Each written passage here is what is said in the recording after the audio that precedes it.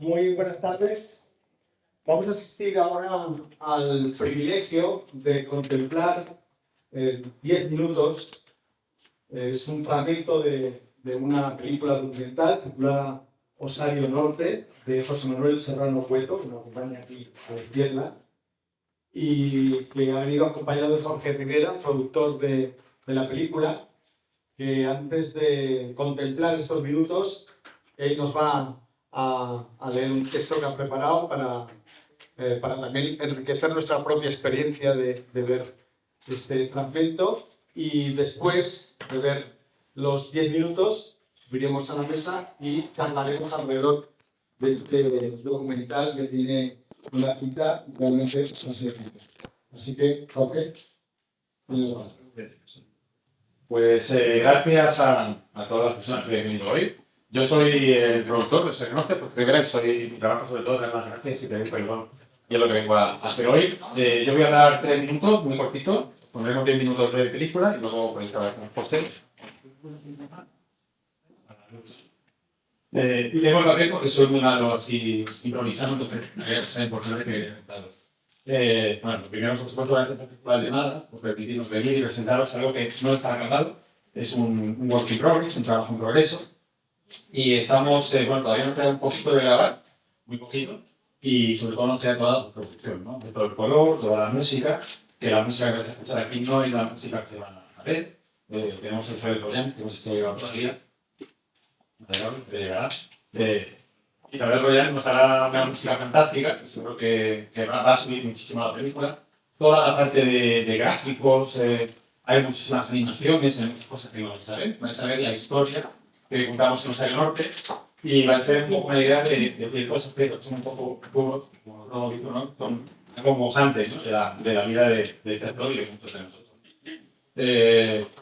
Hemos sido 100% independientes, o sea, todo lo que vais a ver lo hemos pagado nosotros, no hemos recibido ningún tipo de ayuda de nadie, públicamente privadas, un sponsor que nos hizo una fantástica camiseta y estamos súper agradecidos. Todavía estamos abiertos, si alguien quiere patrocinarnos, o picos, picas, etcétera, y para ello. Y queremos dar las gracias al Premio Villarreal, que es el archivero municipal de Leganés, que nos ha abierto muchísimas puertas. Queremos dar las gracias también, sobre todo, a la parroquia de Bucarque, que nos ha dado muchísimas posibilidades, y a todo su personal. Hay escenas que vais a ver que no hubiese sido posible si ciertas personas no ayudan, pero hemos tenido la suerte de encontrarnos con gente que ha visto algo en el proyecto y nos ha querido ayudar. Y bueno, sobre todo a las personas de Serrano Cueto, que en plena pandemia hicimos una videollamada y me dijo: tengo una idea para hacer una película, me la producen, y dije: me la tengo un duro, pero tengo una cámara y no tengo que una cámara como la mía, y si quieres te ayudamos. Y con eso él lo aceptó, me mandó el guión, y esto no se lo he contado a José Manuel, pero yo dije que hice el proyecto sin haberme leído el guión, porque sabía que iba a ser bueno, pues me lo tenía guardado la cabeza. Dije que era sorpresa hoy. Me mandó un guión que no sé, eran 40, 50 páginas, no me acuerdo completamente, yo no voy a leer el guión, se lo voy a producir porque creo en la visión de él. La historia te la conté. La historia, yo creo que no se falta el guión, la historia ya era potente. La historia me la contó 10 años, o sea, lleva 10 años creando esa historia y no conseguía llevarla a cabo, ¿no? Y es una historia que, bueno, creo que es necesaria contar, no solo por la parte, digamos, de la historia del cine y todas esas cosas muy bonitas que nos gustan a nosotros, y sobre todo a los frikis del cine, la música tanto, pero sobre todo la parte personal, ¿no? De cómo alguien que un día muy famoso y muy querido de repente desaparece de la vida de las personas y desaparece de la vida de las personas que le rodean. Ha sido, por un lado, una parte muy mala, que hemos tardado 2 años en grabar todo esto, por otra parte muy buena, porque hemos encontrado a la persona que pasó los últimos días con Jorge Ribó, la persona que nos dice de primera mano, no a través de un libro y tal, sino de primera, qué es lo que pasó, cómo pasó sus últimos días, y era escalofriante. De hecho, yo estaba, ese día Javier Primera presentando el cartuchero, mientras se lo grababa, y hemos tenido una serie de historias fantásticas. Y de lo del guión que José Manuel me envió, yo no me leí el primer guión, lo leí más tarde, a lo que veis ahora, hay una cosa muy interesante, que es que durante esos 2 años, sin quererlo, José Manuel se ha convertido en el protagonista de la película, ¿no? Se ha enfadado conmigo cuando se lo conté, pero yo, paralelamente a que iba a hacer su película, yo he estado guardando trocitos de conversaciones de WhatsApp, de mensajes que me mandaba, de cosas así, porque sin quererlo, él estaba haciendo una investigación de verdad, ¿no? Y todas esas investigaciones se muestran en la película, no la de hoy. hay muchísimas cosas que él investiga y da respuesta a muchas incógnitas que tenemos sobre cómo fue en su vida. Hay mucho humor, hay muchos libros y tal, que también algunos lo hablamos en la película. Y sobre todo lo que falta es el hilo conductor, que es la relación entre José Manuel y Pedro Casaldán, porque José Manuel conoció a Pedro Casaldán, bueno, le propuso a Pedro Casaldán hace 10 años hacer esta película, y no llegaba el momento, pero intentaron hacer la película, no hubo manera, y entonces la película la vertebra, digamos, toda la historia de una conversación entre ellos dos, que algún día publicaremos, porque solo esa conversación es solo y dura 1 hora y pico. O sea, dura más que la película. Entonces algún día la publicaremos, que solo es un trocito, pero a mí me gusta decir que José Manuel, como el Quijote, está haciendo algo así como súper bueno por el amor, el mundo tal y cual, y de repente llega Pedro como Sancho y dices, tranquilo, ¿no? Las cosas son más fáciles, como son a veces, tal, ¿no? Y hay un poco muy bonito dentro de una clínica espectacular. Así que gracias por venir, me callo, ya no empiezo a hablar más en esa pregunta después José Manuel lo responderá todo lo que queráis.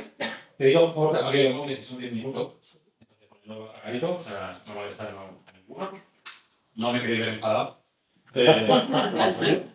Entonces, pues vamos, espero que lo disfrutéis muchísimo, para nosotros es súper especial, así que espero que os haya ido igual que nosotros.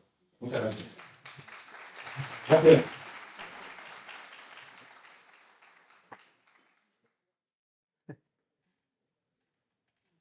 Bueno, de entrada lo que se me ocurre deciros es que me hubiera apetecido verlo entero.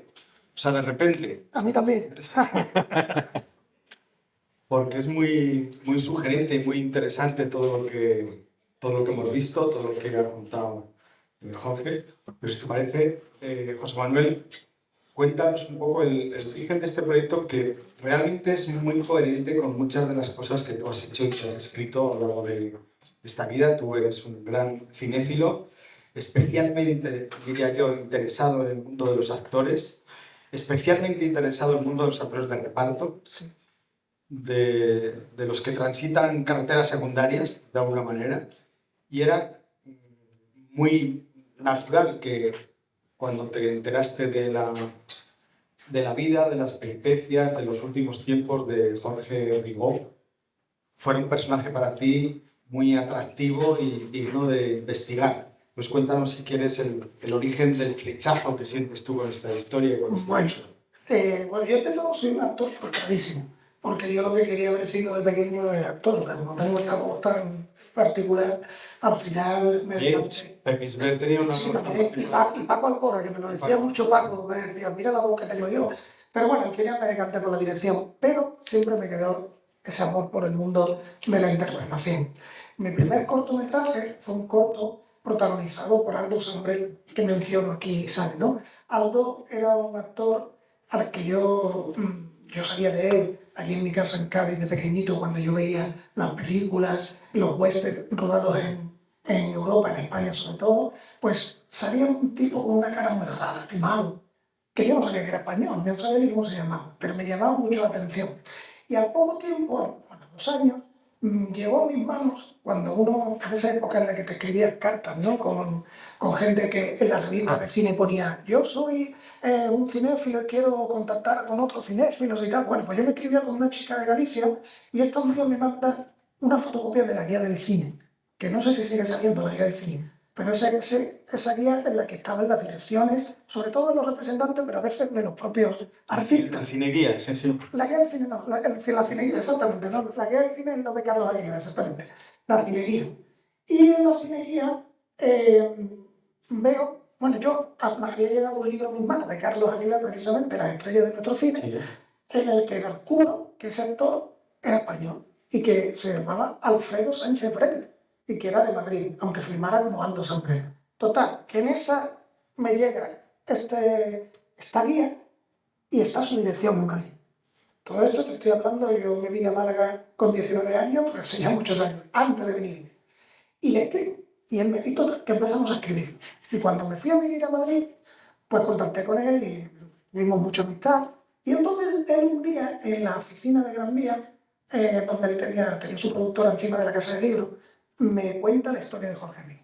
Pero como el teléfono es cacharrado, pues la gente muchas cosas y él me la contó a su manera, ¿no? Él decía que Jorge Rigó pues había muerto atropellado un Gran Vía, que había muerto allí mismo, un Gran Vía, que era un vagabundo, había terminado su vida como un vagabundo, y que estaba enterrado en Leganés. Claro, yo vivía en Leganés, y digo, hostia, está en Leganés, en el cementerio parroquial.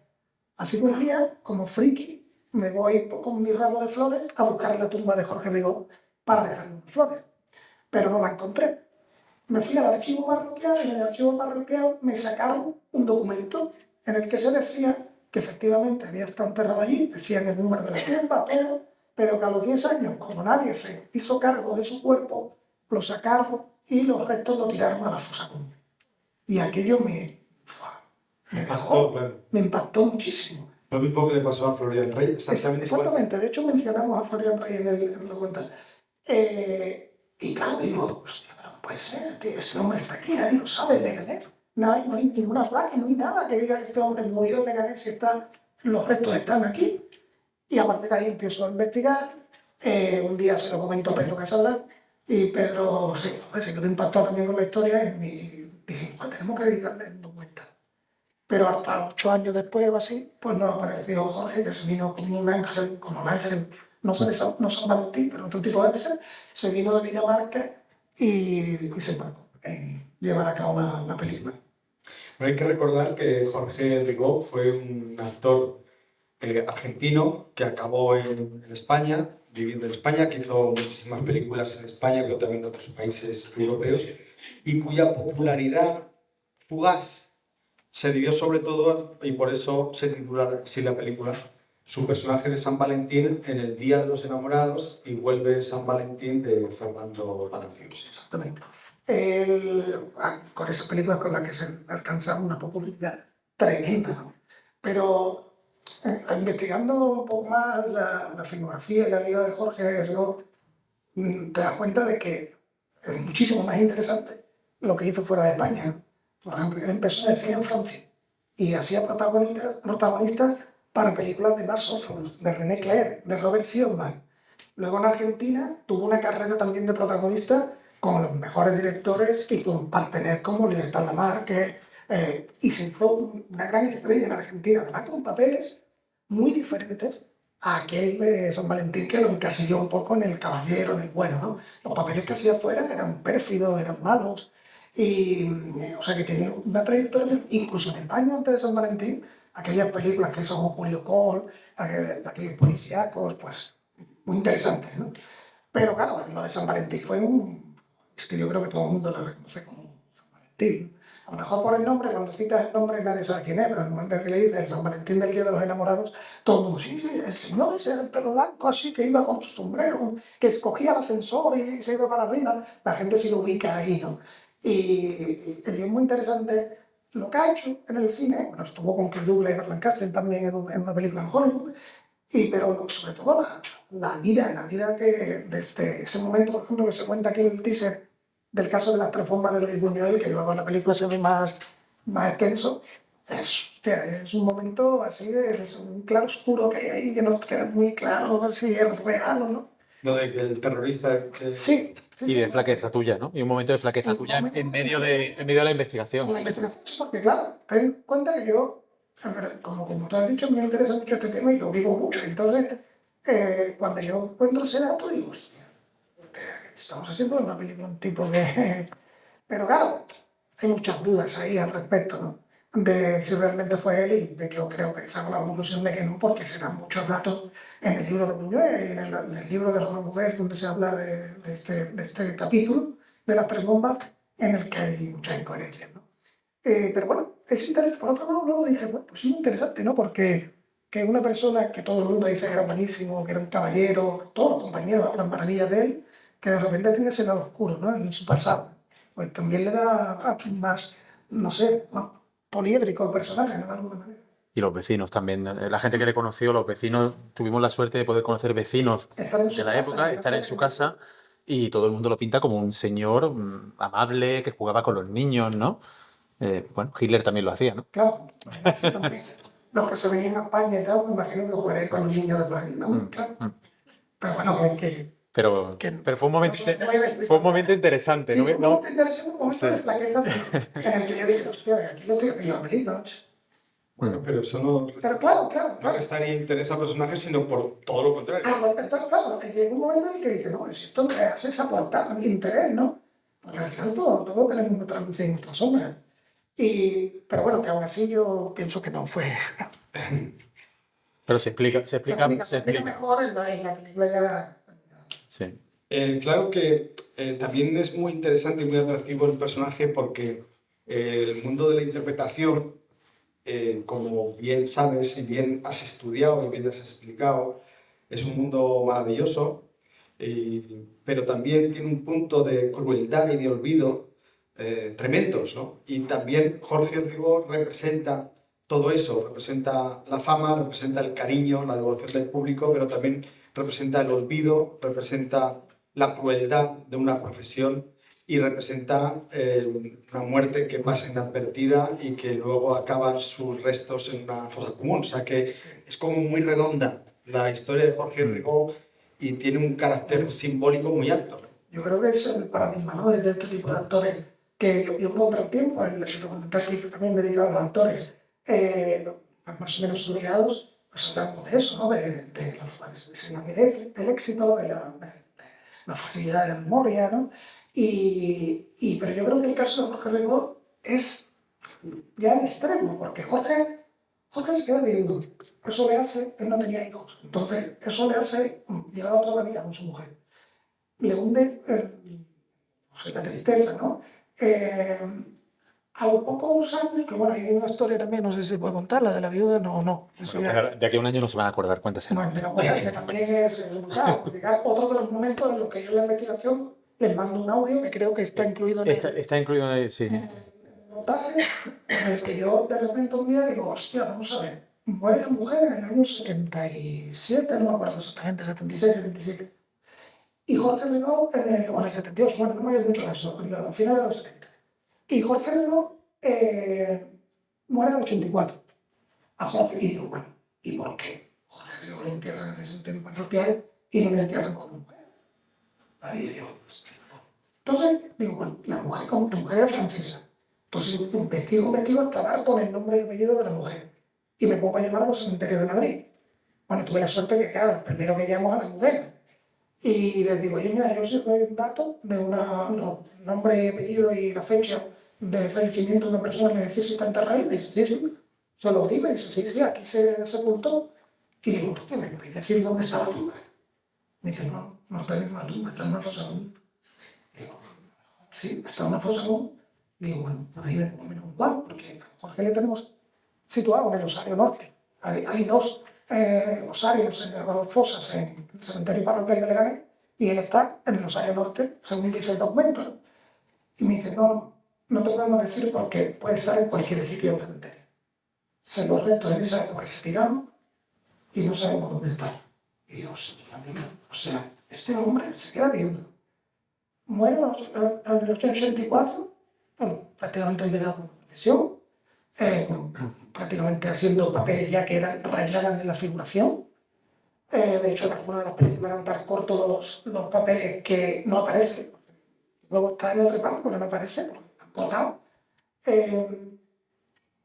La atropella una moto en Gran Vía, va al hospital, lo echan del hospital, lo vuelven a echar del hospital, lo mandan a un geriátrico en Leganés, que era una de las cosas que yo decía, bueno, ¿y por qué mandan a un geriátrico en Leganés? En la película ya conseguimos a esta señora, que era una de las dueñas del geriátrico, y nos explica el motivo de por qué él va a parar al geriátrico, que era un poco como el hospital lavarse las manos.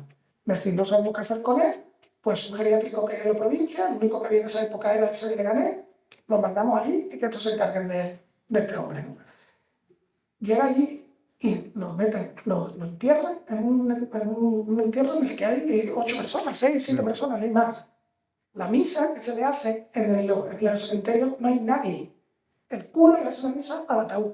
No me digas. No hay nadie en la misa. Entonces son las secuencias que se ven aquí un poquito, que al final las recreamos. Simbolizando que estamos un poco acompañándole Pedro y yo, ¿no? Pero no hubo nadie en esa misa.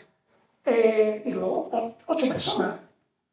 No voy a contarlo, eso lo cuenta esta señora del geriátrico en la película, la anécdota con Ana Mariscal, cuando fallece Jorge Ribó, lo cuenta esta señora y, bueno, Pero este fue otro de los momentos duros también. O sea, que también. O sea, era como una serie de catástrofes desdichas en el final de este hombre.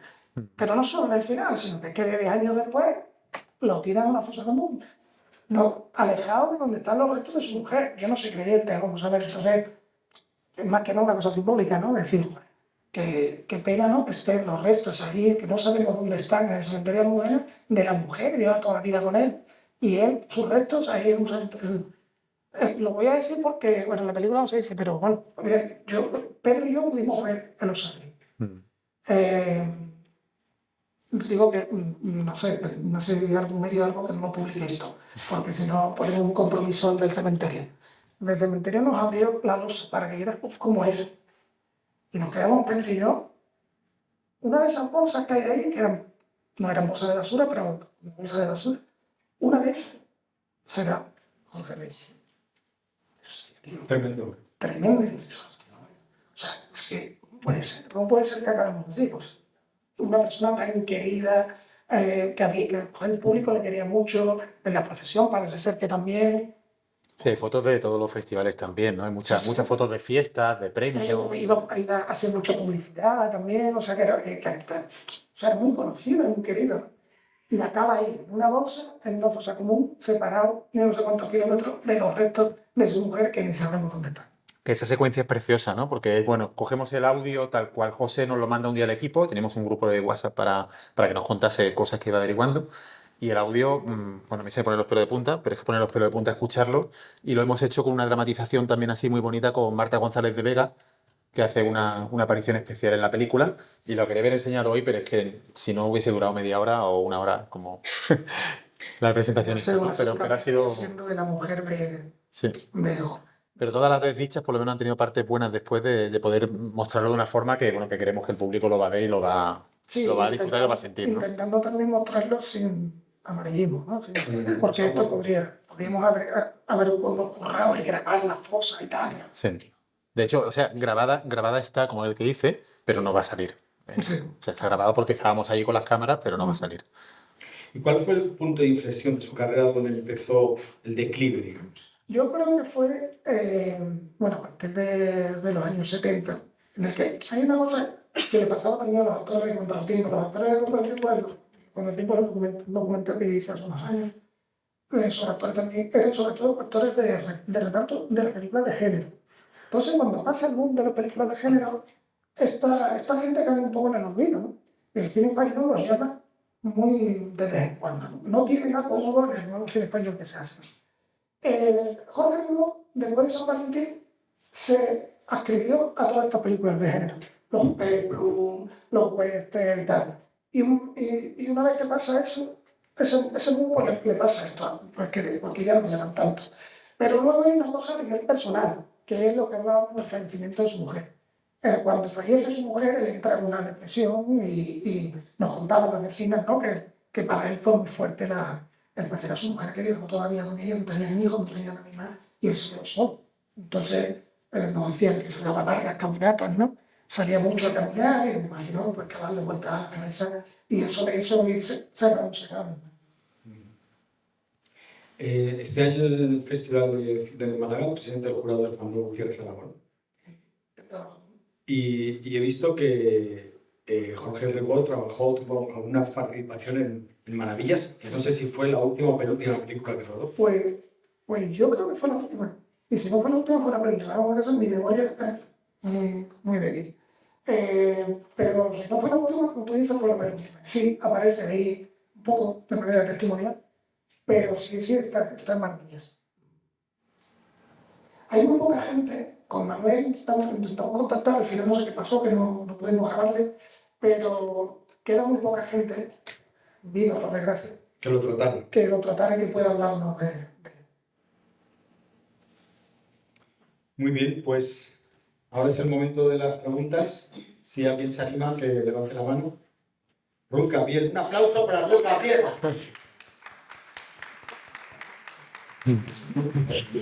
Bueno, de aquí hoy seguro, pero bueno, lo que me estés contando es un thriller.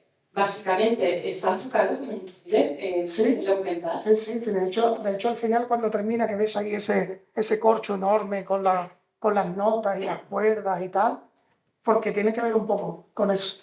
La idea que tuvimos desde el principio era tratarlo un poco así, ¿no? En homenaje a esas películas que él hacía policíacas que a mí me gustan tanto, y también porque la historia, como tú dices, que la investigación de esos últimos días a nosotros nos daba para eso, para que fuera un thriller. Y entonces un hilo conductor, nunca mejor dicho, ese hilo en el que vamos uniendo todas las partes de la investigación y de lo que vamos descubriendo. Lo bonito, como ha dicho Jorge, es que esto no es un documental, yo creo que, no hay, que hay pocos documentales así, pero bueno, que no es un documental que todo el trabajo estuviera hecho de antes. Que tú haces un trabajo de documentación y ahora vas, grabas a la gente y tal. Sino que no, hemos ido descubriendo cosas a lo largo del documental. Que lo intentamos, ¿eh? O sea, intentamos tener un guión. Intentamos tener un guión más cerrado, más tal, que nunca se tiene un guión cerrado en un documental, pero a priori digo. Pero luego a la hora del trabajo, pues nos surge lo de Buñuel, nos surge lo de la mujer, nos surgen cosas muy potentes que no podemos dejar de meter en la película, ¿sabes? Sí, y la señora esta, ¿no? La dueña del geriátrico, Pues, la encontró la chica que teníamos de prácticas de producción, que es una maravilla. Es al final Raquel, de todo, y ¿no? no sin quererlo, porque se lo tuvo que currar mucho, pero no esperábamos eso, no contábamos con tener a esa persona que nos cuenta de primera mano qué es lo que pasó realmente. O sea, no es un libro, ni es una cosa que hemos buscado en Google y tal, sino la persona que Tenéis estuvo que por eso. tener en cuenta que en el 84, en un geriátrico en Leganés, en la calle Cádiz, yo soy de Cádiz, en la calle Cádiz, y ese geriátrico lo tiran. Ahí, como sabéis, es un edificio de vivienda. Y la gente que abrió ese geriátrico no se sabe dónde está. Conseguimos los nombres de algunos, pero que habían fallecido. Y en el último momento dimos con esta mujer que me sorprendió porque me dijo, no es muy mayor, que ella tenía 20 y pocos años cuando abrió el geriátrico. Era una de las socias y tenía 20 y pocos años. Y ella fue la que recibió a Jorge Ribó. Y la que cuenta, bueno, aquí lo dice cosas, pero dice cosas más fuertes en el documental, ¿no? Y lo del tablón también era un poquito, o sea, la película está montada como ese tablón, ¿no? O sea, cuando tú miras un tablón de eso, si no sabes la historia, ves un montón de cosas y de hilos y tal, ¿no? que no tienen sentido, ¿no? Pero si ves la película y luego ves el tablón, vas a ver que el tablón está hecho como la investigación y la película está montada de esa forma, ¿no? Como tú mirarías un tablón de esto de investigación, que lo vas mirando y el único que sabe lo que hay de verdad es el loco conspiranoico que está delante del tablón poniendo los hilitos, ¿no? Y hay mucha enjundia y se eligió el tablón también como esa forma de contar lo que era la peli. ¿Y cuándo vamos a poder verla? ¿Cuáles son los planes de aquí hasta entonces? Bueno, no podemos contar las cosas exactas, pero podemos decir que estrenamos en otoño-invierno, en algún festival que esperamos que nos cojan. Tenemos ahí un festival que está interesado, tenemos gente de distribución interesada, pero el mundillo este es incierto, bueno, que os vamos a contar, ¿no? Esperamos que para otoño-invierno y venga el dinero o no venga el dinero, o venga el festival o no venga el festival, lo vamos a estrenar antes de que acabe el año. Aunque tengamos que alquilar la sala, pagarla nosotros, lo haremos. ¿Y qué falta para rematarlo? No, dinero. Eso sí, el subconsciente. Bueno, el dinero siempre, o sea, siempre. La respuesta a todo es el dinero, ¿no? No, nos falta, bueno, ya tenemos el montaje, ahora estamos con toda la parte esa que habéis visto, como los hilitos que cruzan con los rótulos, pues eso tiene que ser una cosa más bonita, ¿no? Toda esa postproducción, la parte, por ejemplo, pues unas animaciones muy bonitas de unos periódicos, tal, todo eso que tarda. La música de Isabel, ¿no? que la terminará para el verano, el sonido, toda la postproducción de sonido, muchas de las recreaciones llevan sonido hecho en estudio, ¿no? O sea, todo lo que se llama la postproducción, que son 100.000 millones de cositas que quedan. Para embellecerla, ¿no? Sí, pero lo que es el montaje está hecho, algunas de las voces que hemos usado de referencia para montaje hay que grabarlas en estudio en vez de grabarlas con un teléfono, Yo, ¿no? por ejemplo, hoy hablo en off y lo grabo yo, lo tenemos que grabar en un estudio. O sea, esa voz que sale ahí Sí. mía no Sí. vale. Las que no son de verdad, no. Las llamadas telefónicas de verdad las metemos. Claro, eso sabe. Pero las narraciones que hemos grabado como referencia hay que grabarlas. Con Queda también he llegado a algunas cosas. postproducción, dinero. Bueno, nos queda dinero. un plano que no voy, ese sí que no voy a decir cuál es, porque entonces hago spoilers de los porque nos queda un plano súper importante Sí. por grabar. Un plano muy importante que Así tenemos que que grabar. se podría decir que la película no está terminada técnicamente, pero nos queda un plano. Sí. Porque lo mismo, pasan cosas De repente... Porque este plano es exactamente lo que estamos hablando antes. Una cosa que ha surgido en el último momento y que tiene sentido que lo metamos, pero no lo tenemos todavía rodado eso. Sí, pero bueno, en abril. Ahora.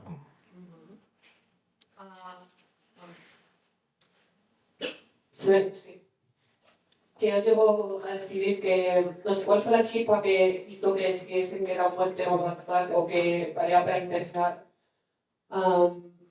¿Y cómo fue el proceso? Desde que empezaste con el tema hasta que lo hicieron un guión o que estaba abierto, no sé decir, documentales realmente se está cerrado, se me algunas cosas, pero ¿cómo fue el proceso? Más o menos para vosotros. Lo que podéis compartir, por supuesto. Para mí, la chispa, como dice, fue el saber que estaba allí en una fosa común y que nadie lo sabía.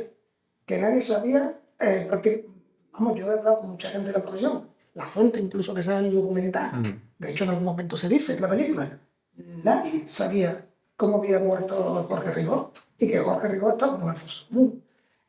Y que esto lo tiene que saber la gente, pero no por el modo de saber que él está ahí metido en una fosa, sino porque estas cosas no pueden pasar. Algún organismo, alguien tiene que velar para que esto no pase. No puede acabar, nuestros artistas no pueden acabar de esa manera. Vamos, no debería acabar nadie así, ¿no? Pero nuestros artistas, de alguna manera, o en la propia profesión, algún organismo dentro de la profesión, algo, tienen que velar por estas cosas, ¿no? Y sobre todo, era el hecho de que yo me muevo mucho por las emociones.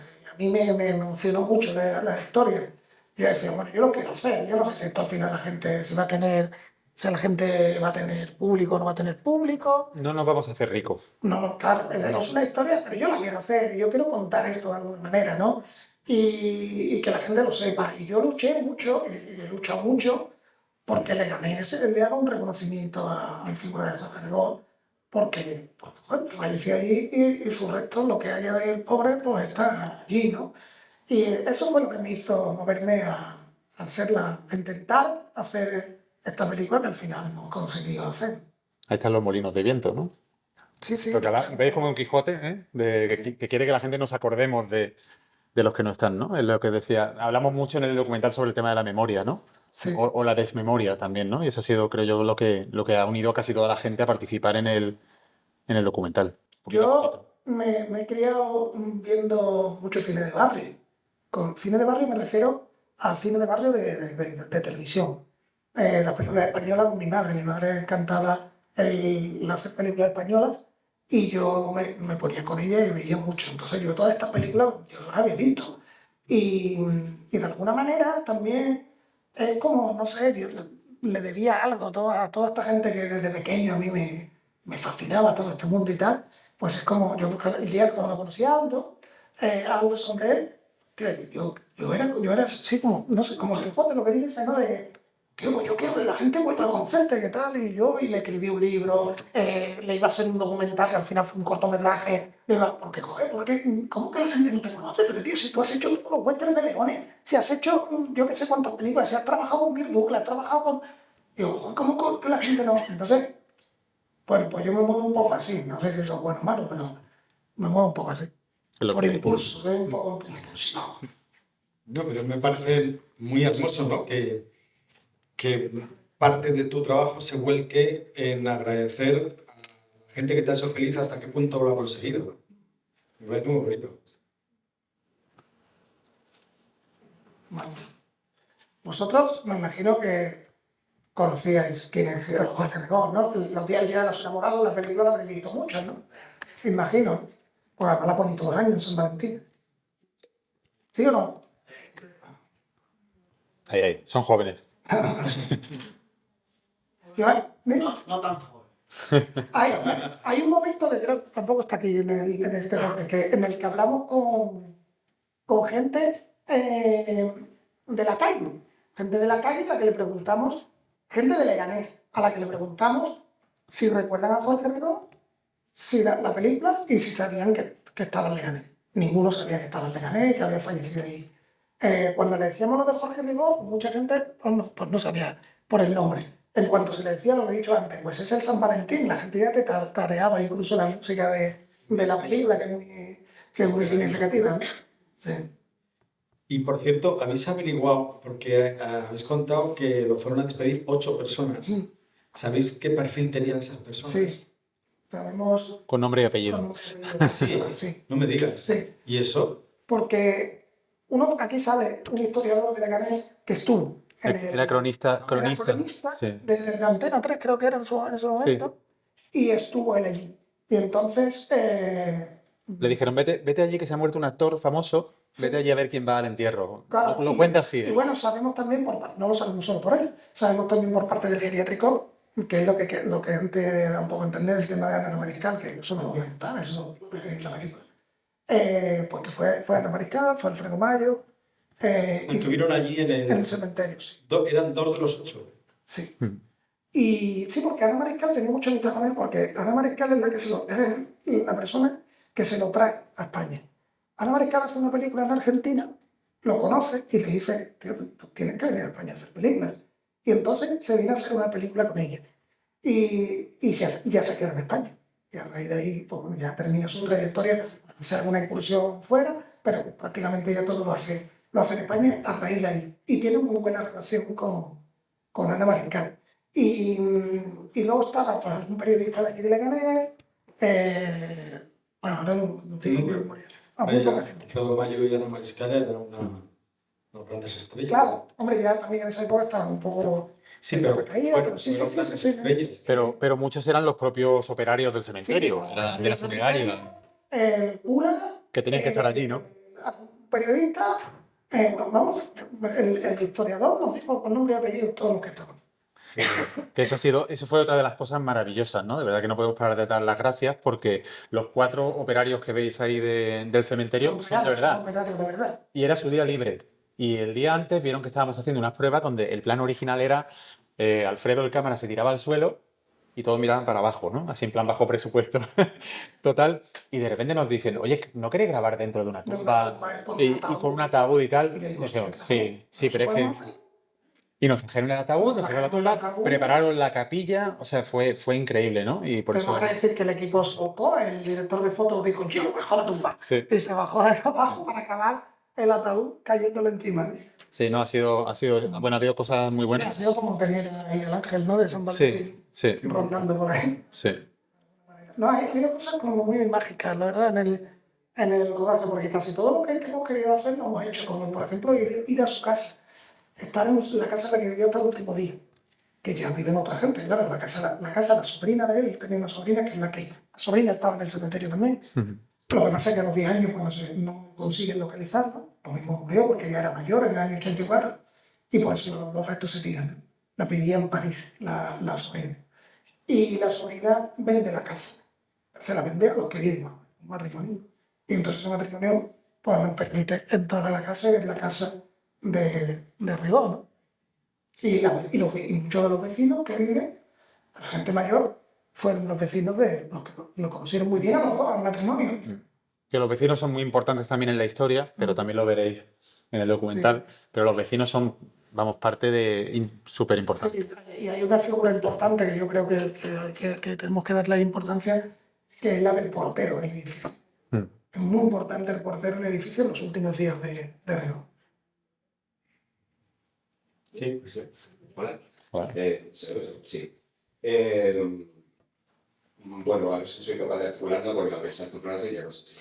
Pero a mí me interesa mucho el documental precisamente porque no conocía la figura porque me conocido ya están y cuando se saca del recuerdo a toda esta gente me parece importantísimo y un descubrimiento enorme. Además, me parece mucho contigo con ese amor por lo secundario, aquellos característicos también de lo que se hablaba. Y me ha sucedido algo parecido que me pasó con el documental de Lucas Sale o sí, Searching Superman o... Sí. Decir, hostia, esta gente existió también, más allá de la importancia y tal. Y ahora pensando, claro, como habéis contado también la conversación aquella con Pedro Casanova, que fue también como un hito del camino, si en algún momento del documental tal, o sea, ha explicado que ha sido de proceso de mucho tiempo, de muchos años, muy repensado, seguramente muy estudiado y sabéis que quería contar. Pero hay un momento en el que el documental empieza a andar solo, de alguna manera. Empiezas a encontrar cosas que no esperabas y que de repente se está empezando a convertir en alguna otra cosa. Todo el rato. Sí, yo creo que sí, que todo el rato es porque empezamos a rodar con una idea preconcebida de lo que de lo que planificado, el guión y tal, y de repente pues tenemos la oportunidad pues eso, de rodar en su casa.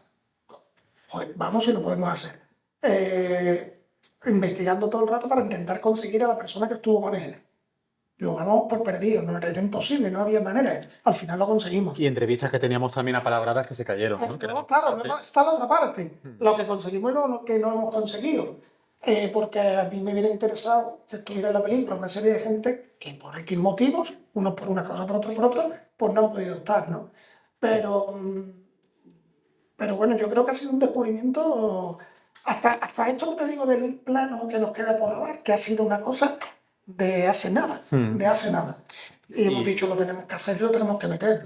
Para mí también hubo un cambio muy importante en el montaje, porque cuando me puse a montar lo que estaba en el guión, más o menos como íbamos acordando y tal, de repente me di cuenta que la película era otra, ¿no? Había pasado eso de que sin querer José, el protagonista ya no era solo Rigol, sino José buscando a Rigol, ¿no? Eso lo creo que lo has dicho antes en una entrevista, no lo has Sí, dicho aquí. sí, y se enfadó conmigo. Eso, yo Se me he enfadó. cabreado, pues yo no quería Se salir de enfadó. la película. Decía, estoy todo el rato hablando, estoy todo el rato ahí. Digo, tío, si es que vas de un lado para otro buscándolo, estás todo el rato, corre para acá, compra esto, se lo cuenta a tus niños, se lo cuenta al archivero, hablas con los vecinos, tal, estás todo el rato en medio. O sea, no era como un documental donde no sale el director, sino que estaba ahí, ¿no?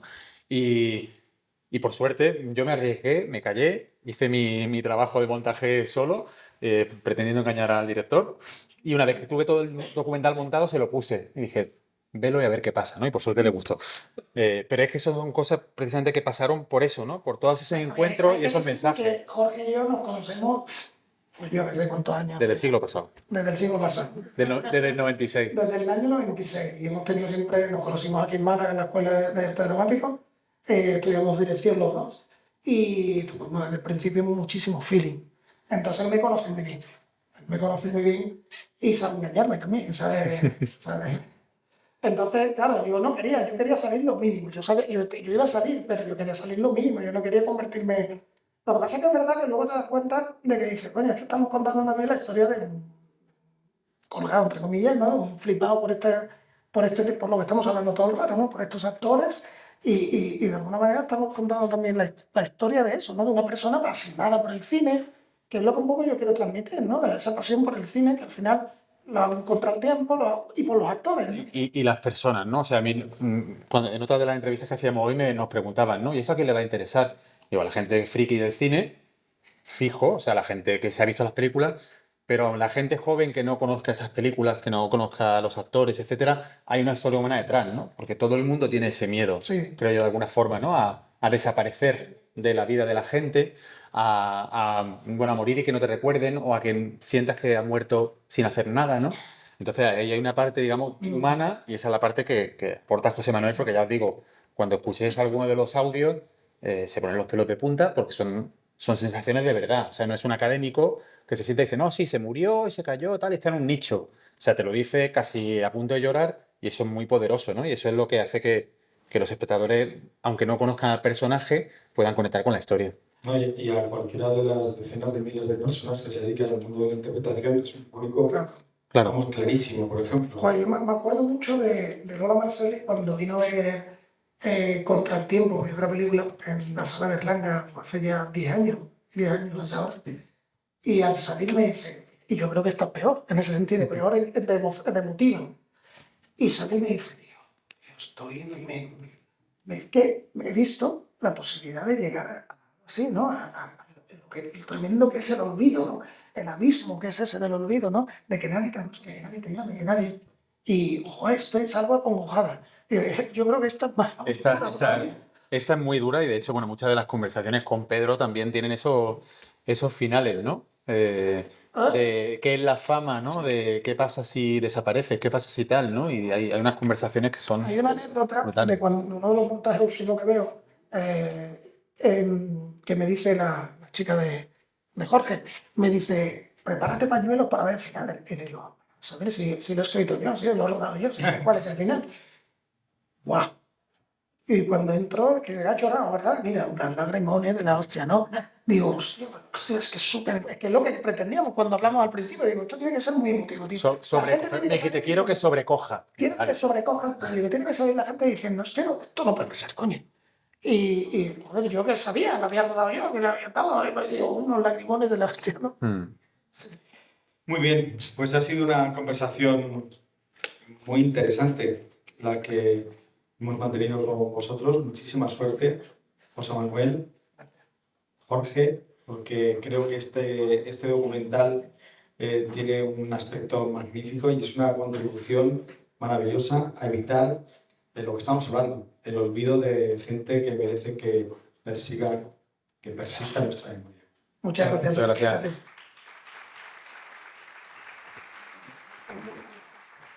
Gracias.